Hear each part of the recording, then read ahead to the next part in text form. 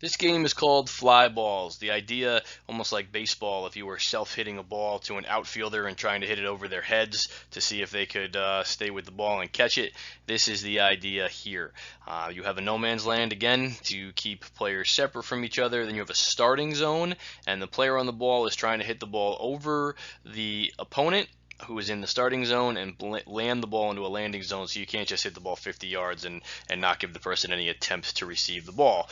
That also allows the server, the opponent there, to work on an accurate chipped ball at a very specific distance. So you might be limited in where you can go. Again, if there's a park open near you, if you have a big yard or if you have a small yard, you can kind of figure out a way to make this work. Right, so the blue player is going to try and serve the ball over the head of the red player. Again, working on a few different things. You can try and chip or flick the ball over. You can allow them to juggle up and pop it over. You can allow them a little mini punt over. I think in order to make this to kind of best possible game to be training both players at the same time, then you want to try and be hitting this ball from the ground in order to do it. Right, so come up with your own kind of scoring system however you want, but usually we play that if you hit the ball and it lands in the landing zone, bounces in the landing zone, it's a point for the server. If the server hits the ball and it goes out of bounds, maybe you play with like tennis where you have two faults. But if they serve the ball out of bounds twice, then the receiver would get the ball.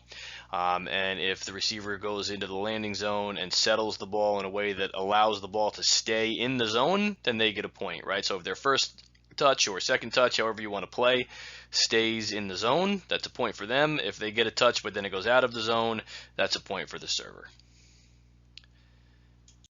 So as we see the kind of back and forth of this here, the blue's going to start with the ball back towards the end of their side of the field, so they have more space to kind of play it over here.